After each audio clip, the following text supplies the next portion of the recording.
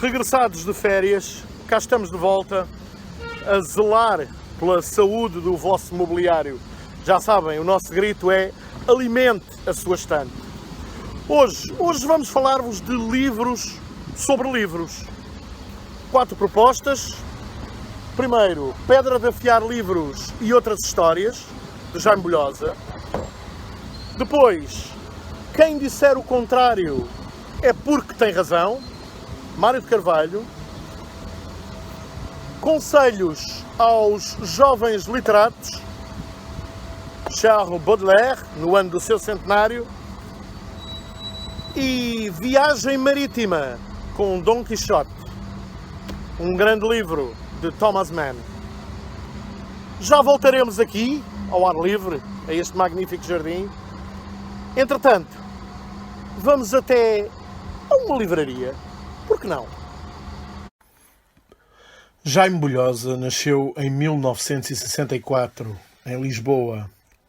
Em 1985, começou a trabalhar nas livrarias Bertrand e, 2 anos depois, com os irmãos Paulo e Gonçalo, inaugurou a livraria Bolhosa Livreiros, no Centro Comercial das Amoreiras.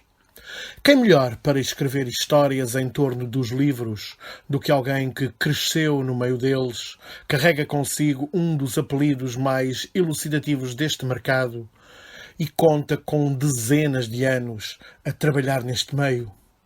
Da década de 80 até à fundação, em 2007, da livraria Pó dos Livros, que durou até 2018, vai um longo e riquíssimo caminho. Entre o humor e a memória, este é um livro obrigatório, onde se abordam episódios e considerações pessoais sobre os livros, os livreiros, as livrarias, os escritores e, naturalmente, os leitores. E essa experiência acumulada é o que resulta neste livro, Pedra de Afiar Livros e Outras Histórias de um Livreiro, lançado pela Oficina do Livro em 2019. E comecemos justamente pelo episódio que dá o título ao livro, Pedra de Afiar Livros. Numa manhã bem cedo do ano de 1985, mandaram-me vir ter com o Sr. Braga. És um novato. Ainda bem. Estava mesmo a necessitar de alguém que me fosse buscar uma encomenda de livros de direito à Livraria Petroni. Livraria Petroni? Sim, uma livraria editora de livros de direito que fica ali embaixo, na Rua da Assunção. Vais ter com o Sr. Petroni e dizes que vais levantar, da minha parte, uma encomenda de livros. Com certeza. Rapaz, é verdade. Já agora, traz-me uma pedra de afiar livros. Uma pedra de afiar livros? Sim, homem, vai lá e despacha-te. É para já.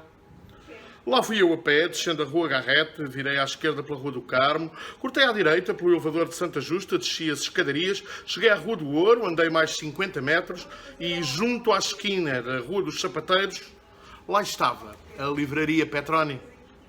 Por favor, o Sr. Petroni? O Sr. Petroni, filho do editor e livreiro emblemático de publicações de direito, fundador em 1955 da livraria editora com o mesmo nome, era uma personalidade impressionante. Mas o que mais me marcou na primeira vez que o vi foi o seu aspecto físico. Tanto que até hoje, muitos anos depois do senhor ter falecido, ainda me recordo do seu tamanho, da sua voz rouca que parecia saída de um instrumento de sopro. Provavelmente excesso de tabaco. Era um homem grande, não em altura, mas em volume. Tudo nele era grande, os braços largos, as pernas gordas, os olhos enormes, muito saídos das órbitas oculares, davam a sensação de que a qualquer momento explodiriam. É o próprio? O que deseja? Venho levantar uma encomenda de livros que está em nome do Sr. Braga. Passados 30 minutos, que me pareceram horas, entregaram-me 2 enormes embrulhos de livros atados com corda de sisal. Cada um devia pesar, no mínimo, 10 quilos. Só de imaginar carregar aqueles 2 pesadíssimos pacotes de livros pela Rua do Carmo e Garreta de Cima, doeram-me as mãos. Deseja mais alguma coisa? Envergonhado, acrescentei. Queria também uma pedra de afiar livros. Embrulhem-me aí uma pedra de afiar e apertem-me bem com uma corda, gritou para dentro da loja o Sr. Petroni. Vejam lá o meu azar. Para além dos 2 pacotes de livros, teria também de carregar um objeto imensamente pesado, em forma de paralelepípedo. Facto que não dava jeito nenhum, pois temos apenas 2 mãos. E pensava para comigo. Com tantas livrarias na Baixa, logo tinha de me calhar uma no cimo da colina. Imaginem o peso dos livros, mais aquele corpo estranho que se deslocava de um lado para o outro, batendo constantemente contra os meus joelhos. As cordas de sisal cortavam-me as mãos ao ponto de ficar com elas em sangue, fazendo com que um trajeto que se conclui normalmente em 10 minutos demorasse uma eternidade. De tantas vezes que fui obrigado a parar, por causa das dores.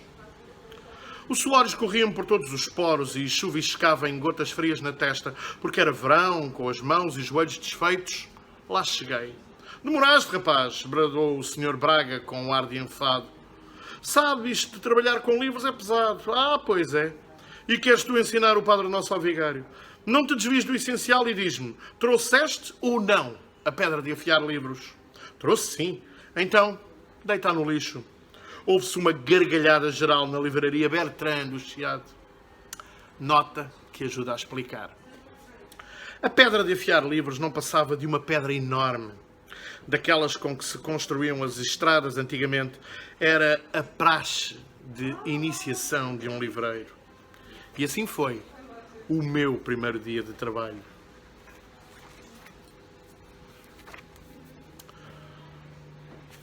Alguns curtos episódios compilados neste livro são de facto hilariantes. Por exemplo, sobre a morte de Ivan Ilitch. Tem a morte de Ivan Ilitch? O livreiro, novato, depois de fazer uma busca por autor na letra I, responde: infelizmente não temos nada desse autor. O cliente, apercebendo-se da gafe: ah, sim, que pena. Veja lá então se tem algum livro do Tolstói. Passados uns segundos, o livreiro, pasmado: é curioso. Desse temos vários e não vai acreditar. Um deles é sobre a morte do primeiro. Vende-se bem. Dadas as circunstâncias, não lhe respondo imediatamente, mas ele insiste. Você estaria disposto, se fosse o caso, a vender tudo? Desconfio. No entanto, dou brilho aos sapatos, arreganho a dentadura, penteio-me. Venho para comprar tudo. Agora sim, preste atenção. Engraxo-lhe os sapatos, etc. Ele continua. Tudo depende, evidentemente, do preço, mas faço-lhe uma oferta generosa. Diga então. 2 milhões. Mentalmente, dou pulos em silêncio, dou gritos de alegria. Comprometi-me a vender tudo. Tiro os livros, entrego-lhes, embrulho também os da montra, a caixa, os lápis, as canetas, o cabide. O senhor insiste. Eu disse tudo. Tudo? O que é tudo? Tudo, tal como eu disse. As paredes. Sim, creio que nos entendemos bem. Você fixou o preço e eu não desisti. Eu disse tudo. As paredes, o teto, o resto do chão, o primeiro piso, as outras paredes, os outros tetos. Enfim, tudo. Encolhi os ombros. Bom, digo-lhe. Sendo assim, vou andando. Disponha. É tudo seu. Mas onde é que pensa que vai? Você também faz parte de tudo. O dinheiro que eu lhe dei, o chão que pisa, o ar que respira, o mundo que o rodeia. Eu comprei tudo. Este divertido episódio consta do livro Memórias de um Librero, de Héctor Yanovar, e é também junto a este manancial de histórias e historietas em torno da vida de um livreiro. Aliás, um dos últimos textos, acentuadamente autobiográfico, confessional, mostra bem o que Jaime Lhosa pensa sobre este mundo. Livreiro é uma profissão que, como todas as outras profissões, tem lugar para um inferno e um céu inteiro de gente. Gente diferente, com taras, manias e gostos completamente distintos e que às vezes têm em comum a profissão. Há livreiros que sempre que podem estão à caixa, assobiando para o lado, contando 3 para o patrão e 1 para mim. Há os que não gostam de livros e outros que, por mais inacreditável que pareça, até gostam de ler. Alguns são camilianos, aceitando, no entanto, que existem outros bons escritores, como o Eça de Queiroz, mas Camilo é que é, e vice-versa. Há os francófonos e os que são anglófonos, os extrovertidos e os envergonhados, os trombudos, calados, sorridentes e faladores, os competentes e os incompetentes, os estúpidos, os inteligentes e os irritantes que fingem que não nos veem, aos esquisitos, como aqueles que detestam que os clientes lhes mexam nos livros. Há ainda livreiros que se tornaram famosos, como George Orwell, que passou de livreiro a guerrilheiro e depois a escritor. David Hume, de livreiro a filósofo empírico iluminado. William Blake, de livreiro a artista pobre, sem dívidas. E Achille Errati, de livreiro a Papa Pio XI. E por fim, há os livreiros que gostam do silêncio, porque é assim que os livros nos esperam, em silêncio. Imóveis, sem nada nos exigir, aguardam em fila pacientemente, com as suas capas a olhar para nós, até que os descobramos e nos entreguemos a eles. E quando os mais tímidos ficam sós, cabe ao livreiro apresentá-los a alguém que se apaixone por eles.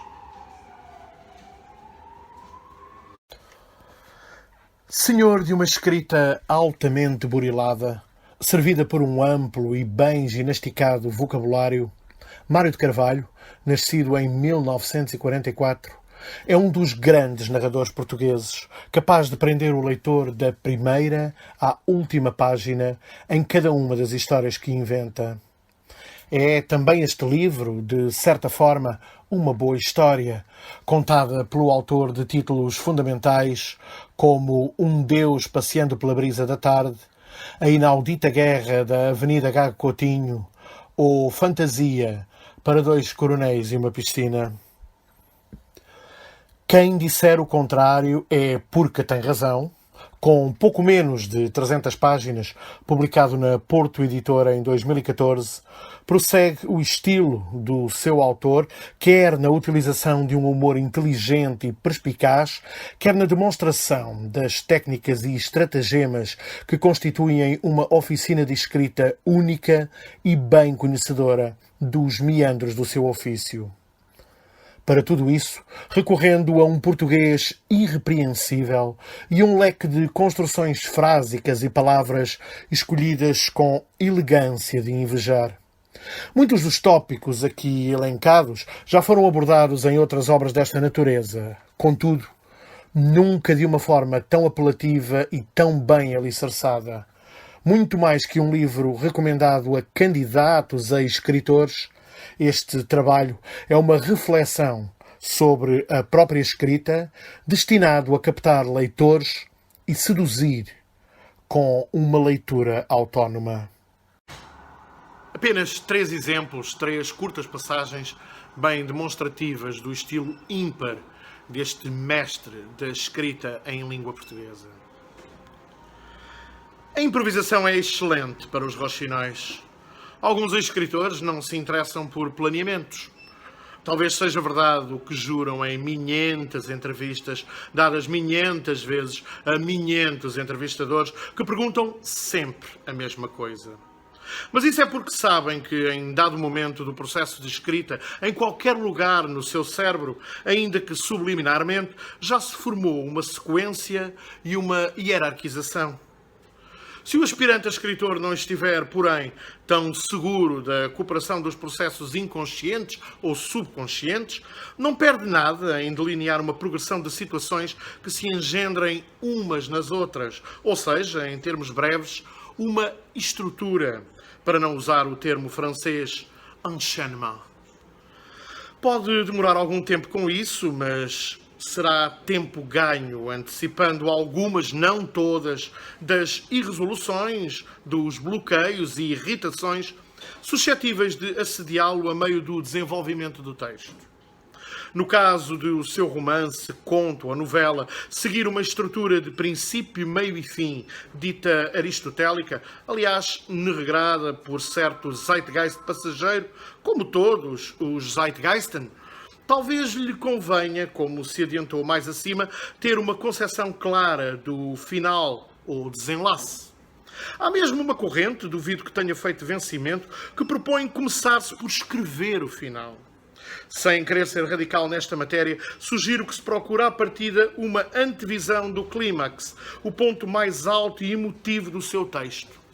Simplificando, aquele que obrigaria uma imaginária Lady Guggenheim a arrojar-se aos pés do detetive num acesso de choro e confessar: sim, fui eu quem o matou. Ele não era um verdadeiro marido, era um monstro. O ponto mais elevado, culminante, será, pois, o clímax. Clímax, em grego, significa escadote. Noção que, aliás, tem várias interpretações porque nem todos se mostram concordes em matéria de altitudes e de bricolagem. Se considerarmos que, em termos aristotélicos, as ações se foram enredando em nó após este momento, teríamos o desenlace, a partir do qual não há mais peripécias nem obstáculos, apenas um desenvolvimento epilogal. Embora não tenha um curso muito frequente na atualidade, estas últimas noções podem ser úteis para pensar o texto. Sugiro ao escritor principiante que não deprecie o planeamento, mesmo a traço grosso, sem excesso de alíneas e chavetas. Ocorrerão no decurso do seu trabalho seguramente retrocessos, apagamentos, impasses, desligamentos, acrescentos e porfiadas tentativas de as personagens e a própria escrita tomarem conta do texto. Há que ser vigilante, por um lado, tolerante, por outro. Dar guita, seja a expressão náutica mais adequada. Abra campo, mas não perca a mão. Para o autor, que não tenha tempo nem paciência para as rodas de intriga ou de enredo, há uma conjugação interrogativa com que convém fazer boa convivência. O se. Os franceses chamam-lhe o se mágico. E todos os livros que se ocupam dessas coisas mencionam o what if. Muitas vezes trata-se de optar por um dos termos de uma alternativa. Não é apenas o leitor que terá de consultar o se. As personagens das obras de ficção estão a fazê-lo constantemente. Vou pelo caminho florido ou pelo caminho das pedras? Dirijo-me para aquela luz ou escondo-me e aguardo o que ocorrer? O que acontece num encontro fortuito entre uma máquina de costura e um guarda-chuva sobre uma mesa anatómica? Respondo ou não a esta mensagem? É preciso, no entanto, tomar cautela. Não vá o what if vir acompanhado de um so what? Ou ainda pior, who cares? As narrativas crescem por arborescência, como as plantas. A partir de cada ramo, outros ramos se vão acrescentando, bifurcando-se. Em cada nó, nos ramos mais espessos ou mais delgados, vai ser preciso responder a essa pergunta. E se? E se Fabrício Del Dongo decidir partir ao encontro de Napoleão? E se o primo Basílio regressar do Brasil? E se uma loura esplendorosa aparecer em certa ópera no São Carlos? Conta-se que uma criança, daquelas que muitas vezes observavam o trabalho de Miguel Ângelo, na altura em que ele esculpia a cabeça de um cavalo, perguntou: como é que tu sabias que havia um cavalo dentro da pedra? Abstraindo das implicações neoplatónicas da pergunta, ela remete-nos para um mundo quase infinito de probabilidades que se podem extrair do fértil pedregulho que são as vidas, os sonhos e a fantasia dos homens. Um conhecidíssimo conto de Jorge Luís Borges, porventura o mais inventivo e inquietante escritor do século XX, alude a esta teia de potencialidades que, em cada instante, obriga a uma escolha com as suas consequências e as consequências dessas consequências. Chama-se o conto O Jardim dos Caminhos que se Bifurcam. E apostando num tom entre o policial e a história de espionagem, acaba por colocar algumas das mais intrigantes questões que enfrenta a compreensão do mundo ficcional. A espiral, o labirinto, o multiverso, diríamos hoje, a decifração dos sinais, a necessidade e a contingência. Parece que Madame Rose Bertin, modista e cabeleireira de Maria Antonieta, deixou, além de penteados que assombrariam o nosso Nicolau Tolentino, uma frase aparatosa. Nada há de novo a não ser aquilo que foi esquecido.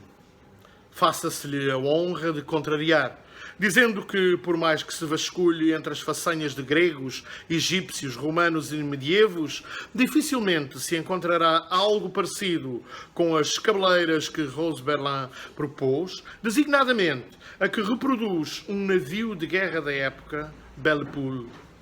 Desmentindo-se a si própria, ela conseguiu ser verdadeiramente original. Mas aquela observação sobre as novidades, bom humor de salão, tem muito interesse por nos transportar para esta outra. Dificilmente será original quem não procure conhecer, na medida do possível, aquilo que anda por aí esquecido. Não é preciso armar-se em erudito nem em poço de estudo. Basta ser-se curioso e interessado. É mesmo necessário ser-se original? Porquê? Ao fim e ao cabo, a originalidade é uma noção relativamente recente. Vem, creio, do primeiro romantismo. Um escriba copiador não pretendia ser original, nem um fradinho à banca da Idade Média, nem um imitador seiscentista dos clássicos. Acontece que os melhores e mais talentosos deles eram mesmo originais. Que mais não fosse pela peculiar seleção e arrumação de fontes ou pelo vinco pessoalíssimo que deixavam nos textos, mas não antepunham esse valor a outros.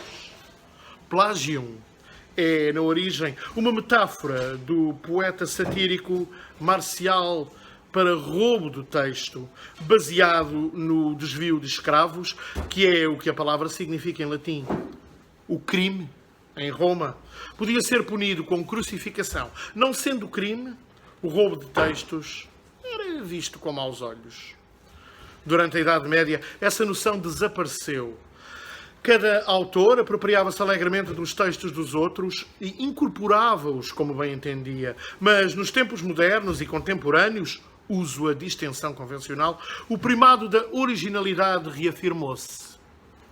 Hoje é um dos valores que mais impressionam na recepção de um texto literário sentir-se que o autor trouxe alguma coisa de novo e de diferente, sobrepondo-se à previsibilidade do ramerrão e do desconsolo do déjà vu. Nunca se publicou tanto como agora, mas a maioria do que vem a lume fica-se pela repetição de esquemas rotineiros e transmite o desconforto da sensaboria. A intertextualidade, a potencialidade relembradora dos textos que se imbricam uns nos outros, o recurso à evocação, à citação, ao pastiche, os ecos e as recuperações não dispensam uma voz própria do autor que nos surpreenda e seduza, como se fosse a primeira vez. Mas a originalidade deve ser distinguida da extravagância, porque a extravagância é da ordem do trivial, da pequena facilidade, do tanto dá. Toda a gente é capaz de ser extravagante. Basta empurrar-se um bocadinho o bom senso, dar dispensa à criatividade e dispor-se a inventar a pólvora, para que a extravagância se repimpe, sempre igual a si própria, sem valor acrescentado, a rescender a artificialismo em todas as diversas formas que aparente. Sendo gratuita, a extravagância fica mesmo aquém daquela perícia superficial a que chamamos habilidade ou proeza.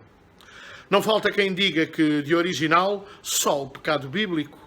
E instala-se aquela dúvida que já perpassa em Diderot. Isto não é um conto.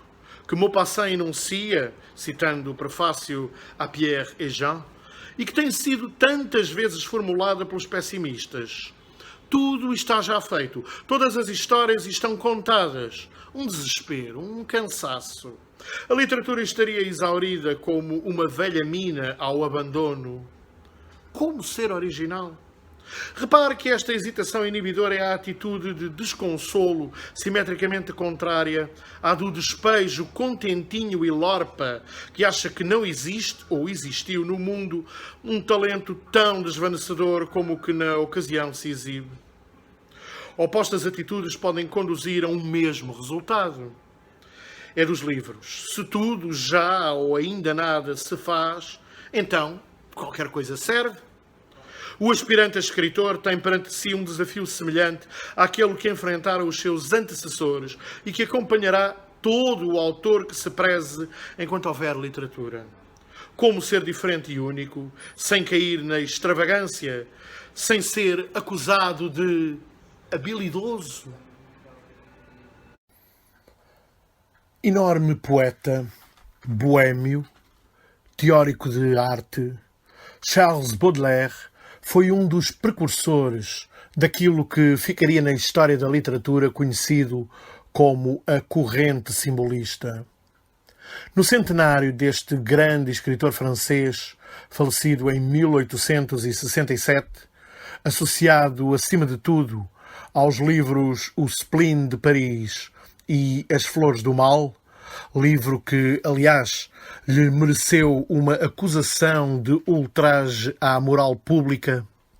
Esta data é um pretexto mais que adequado para evocar um pequeno livrinho publicado em 1846 com tanto de pedagógico como de confessional.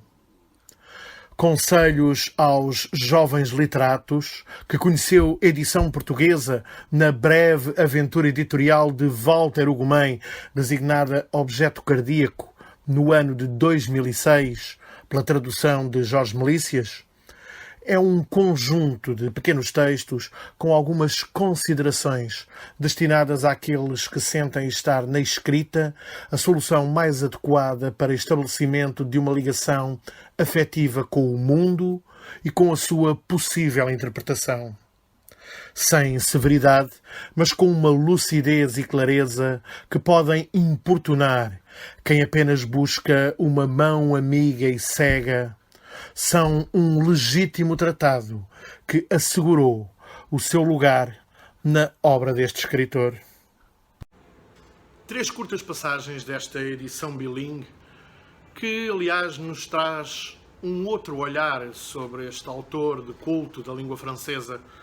Jorge Melícias, que assina também o prefácio, além da tradução, começa logo por nos dizer, a dada altura, mais do que uma art poétique, esta obra assemelha-se, como bem assinala Paul Colstin, a um livro de deve e haver, de um banqueiro mesquinho e desconfiado.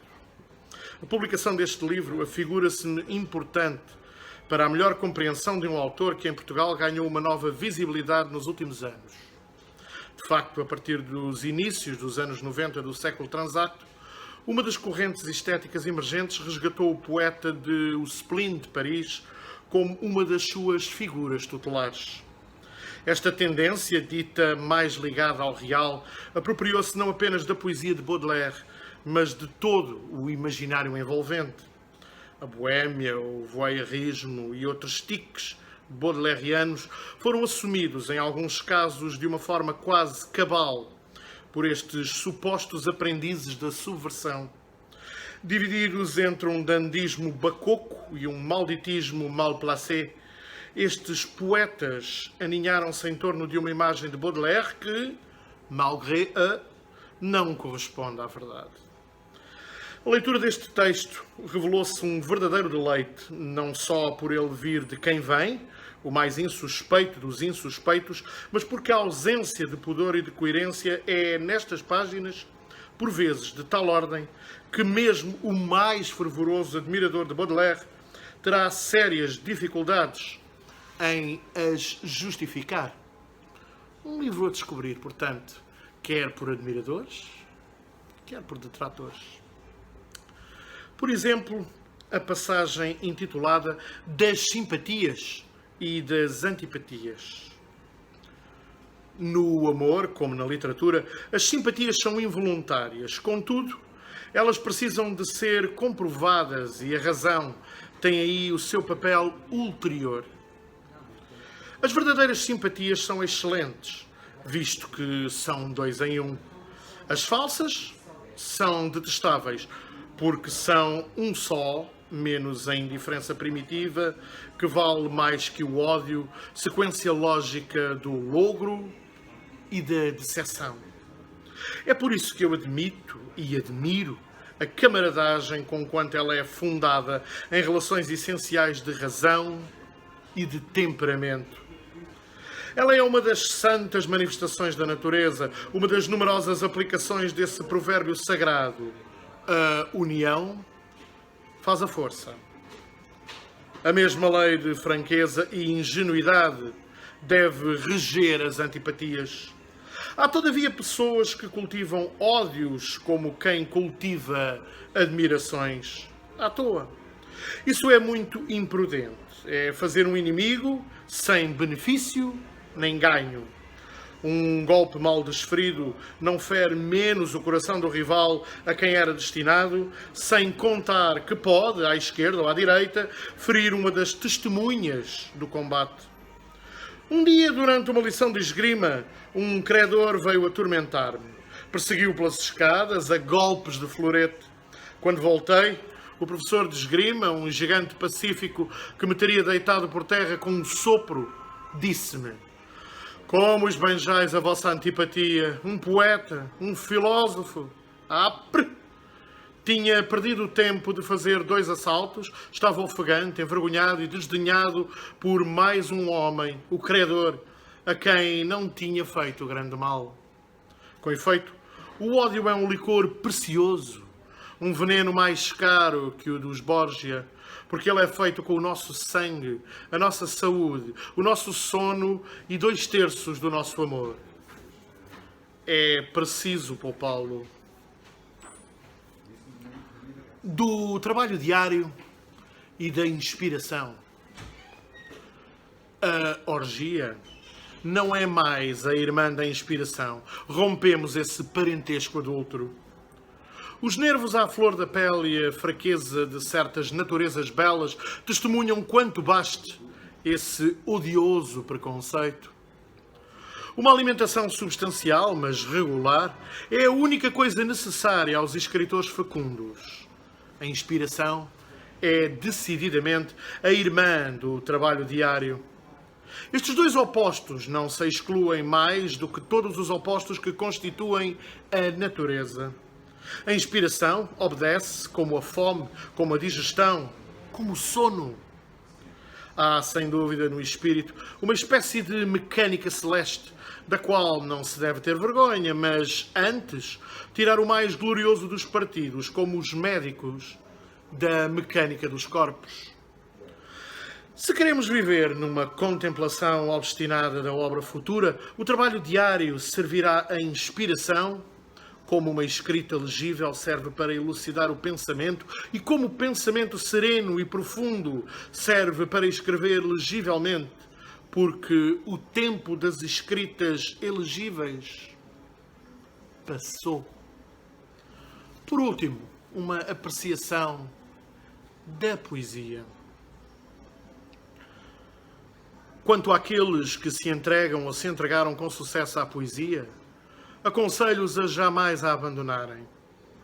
A poesia é uma das artes que mais rende, mas é uma espécie de investimento onde apenas tarde se colhem os juros, em compensação, muito elevados. Desafio os invejosos a citarem-me bons versos que tenham arruinado um editor. Do ponto de vista moral, a poesia estabelece uma tal demarcação entre espíritos de primeira ordem e espíritos de segunda que o público mais burguês não escapa a essa influência despótida. Conheço pessoas que apenas leem os folhetos, muitas vezes medíocres, de Théophile Gautier, porque ele fez a Comédia da Morte. Sem dúvida, eles não apreciam todos os encantos dessa obra, mas sabem que ele é poeta. O que é espantoso, por outro lado, uma vez que todo o homem bem de saúde pode passar sem comer durante 2 dias. De poesia? Nunca. A arte que satisfaz a necessidade mais imperiosa será sempre a mais prezada. E terminamos com inspiração marítima. Na primeira das 10 viagens que o escritor Thomas Mann, nascido em 1875 e falecido em 1955, realizou aos Estados Unidos, fez-se acompanhar de uma edição em 4 volumes de Don Quixote de la Mancha. O resultado foi a escrita de um pequeno livro, com um pouco mais de 120 páginas, uma edição de Don Quixote, publicada entre nós em 2008, com tradução de Lumir Nahodil. Em Viagem Marítima com Don Quixote, o autor de sucessos mundiais como o Dr. Fausto, A Morte em Veneza ou A Montanha Mágica, discorre sobre a obra maior de Miguel de Cervantes, lado a lado, com uma descrição da vida a bordo, povoada por pequenos episódios. Trata-se de um magnífico ensaio, servido por uma escrita elegante e segura, um texto original e apenas aparentemente evidente, um exercício superior de escrita que conjuga 2 grandes nomes da literatura. Terminamos então com algumas passagens desta peculiar viagem pelo oceano, acompanhada por um dos grandes livros, uma das grandes obras da literatura universal. Leitura de viagem, uma designação genérica repleta de conotações de inferioridade. Encontra-se largamente divulgada a opinião de que o que se lê em viagens tem de ser do mais leve e superficial, balelas que ajudam a passar o tempo. Eu nunca entendi semelhante atitude.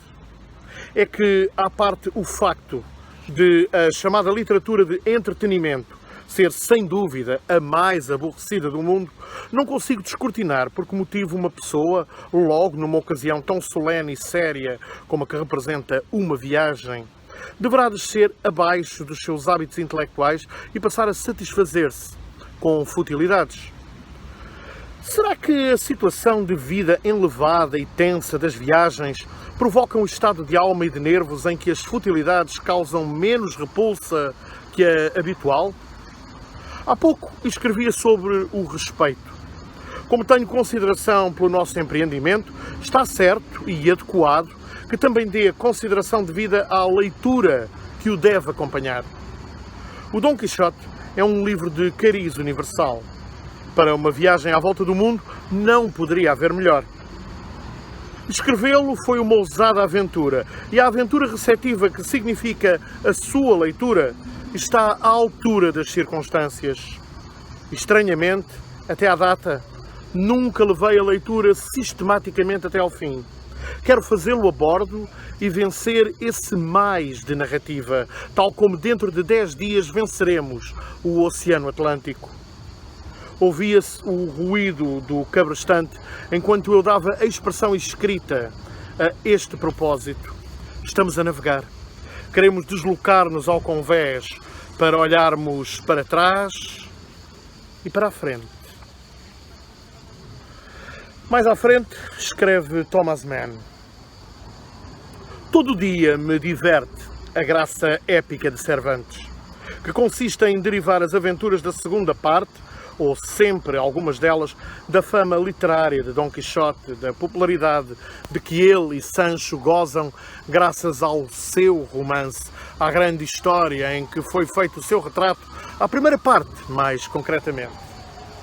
Eles nem chegariam perto da corte ducal se os senhores não conhecessem já esse estranho par tão bem das suas leituras e se não estivessem encantados de agora o ver pessoalmente e na realidade e de lhe darem guarida em sua casa para seu principesco divertimento.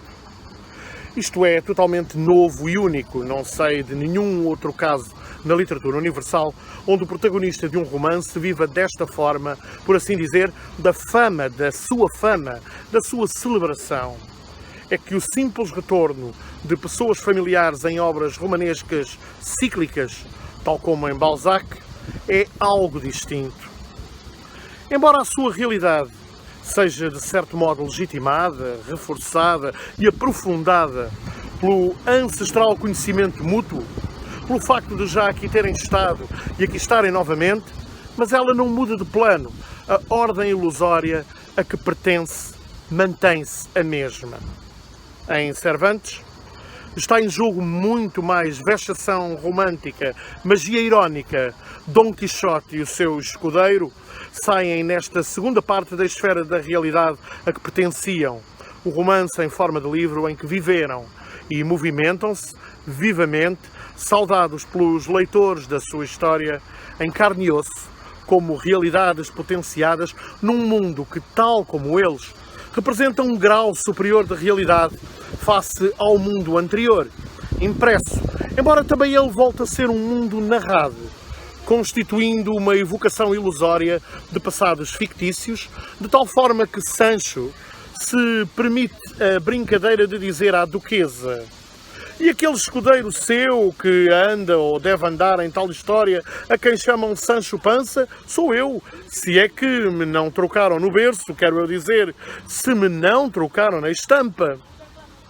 Pois, e Cervantes até faz aparecer uma figura da odiada falsa continuação da sua obra, para fazer com que esta se convença, com base na realidade, de que Dom Quixote, a que em termos narrativos se encontra associada, não pode de forma alguma ser o verdadeiro e autêntico. Isso são voltas bem ao gosto de E.T.A. Hoffmann, tal como, de um modo geral, bem se vê onde os românticos foram buscar essas coisas. Não foram propriamente os maiores de entre os artistas, mas refletiram da forma mais espirituosa sobre as engraçadas profundidades e imprescrutabilidades espelhadas da arte e do ilusório, e precisamente porque foram artistas com e acima da arte, a dissolução irónica da forma foi-lhes um passo tão perigosamente evidente. É bom manter em consciência que este perigo convive paredes meias com qualquer técnica de realização artística do humor, da jocosidade de certos meios de realização épicos, até à brincadeira e à truculência, à patetice, já sem forma definida e sem fé na forma, vai só um passo. Assim dão ao leitor a ocasião inesperada de ver com os seus próprios olhos José, o filho de Jacó, sentado ao luar junto ao poço, e de comparar a sua presença física atraente, mesmo que seja humanamente defeituosa, como é o caso, com a fama idealizante que os milénios teceram em torno da sua figura.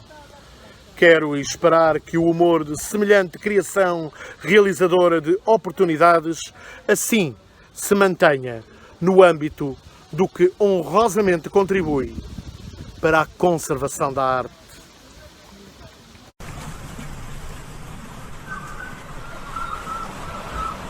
Começa a fazer-se sentir uma certa excitação que pronuncia a chegada.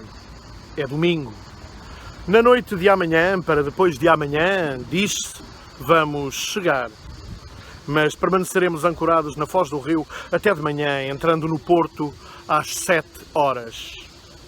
Ainda tenho de voltar ao que ontem escrevi e dar-me conta de quanto a vinculação do poeta como cristão e como súbdito engrandece o valor da sua liberdade, o peso humano da sua crítica. O que me dá que pensar é a relatividade de toda a liberdade. O facto de ela necessitar da folia de uma falta de liberdade e de um condicionamento forte, e não apenas exterior, mas igualmente interior e autêntico, para se tornar um valor intelectual e se tornar a expressão de uma categoria superior.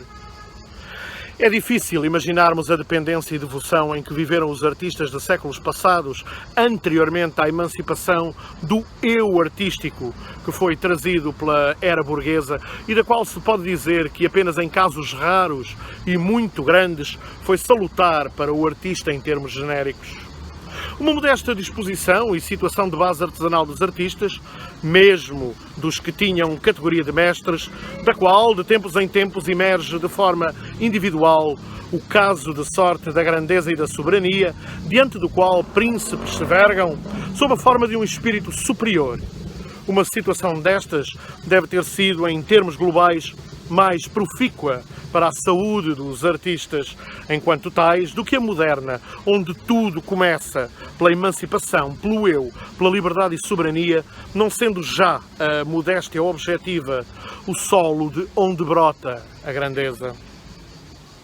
O candidato a pintor ou escultor, que tencionava dedicar-se à ornamentação habilidosa e distinta do mundo e queria tornar-se competente nessa bela profissão, tornava-se aprendiz de um mestre, lavava pincéis e preparava tintas, fazia todo o serviço desde o início. Tornar-se-ia um ajudante útil, ao qual provavelmente o velho também deixaria alguma coisa para fazer na obra, tal como, por exemplo, o professor de cirurgia diz no fim da operação aos assistentes: acabem lá isso vocês. Por fim, tornar-se-ia, se tudo corresse bem, ele próprio um bom mestre na sua especialidade. E melhor não precisava de correr. Ele era designado por artista. A palavra abrangia ambos os conceitos, o do artista e o do artesão. E ainda hoje, em Itália, qualquer artesão, assim se chama. O gênio, o grande eu, a ousadia solitária, foi uma exceção que sobressaía da cultura artesanal modesta e digna, objetiva e conhecedora e crescia rumo à realeza. Não há que esquecer também, quem assim fosse dotado e elevado, permanecia um filho submisso da Igreja e dela recebia as suas tarefas e matérias. Hoje, como já disse, começa-se pelo gênio, pelo eu, pela solidão, e isso bem merece a designação de doentio. Hugo von Hofmannsthal, que graças à sua semi-italianidade austríaca tinha uma relação fortemente intuitiva para com o século XVIII, falou-me uma vez, de uma forma muito engraçada e espirituosa, das patéticas alterações que teriam ocorrido desde então no sentimento de vida de um músico. Em sua opinião, se visitássemos um mestre nessa época, ele diria algo como: sente-se, vai um cafezinho, quer que lhe toque qualquer coisinha. Assim era naqueles dias. Hoje têm todos aspecto de águias doentes. Está certo, é isso. Os artistas tornaram-se águias doentes pelo processo de cerimonialização que a arte entretanto atravessou e que enaltece e melancoliza os artistas enquanto tais, em média, de uma forma pouco feliz, tendo tornado a própria arte solitária, melancólica, isolada, incompreendida, uma águia doente. 3 curtas passagens desta edição bilingue deste autor de culto da língua francesa. Um livro assaz curioso, até porque logo no início, no prefácio, Jorge Melícias, que assina também o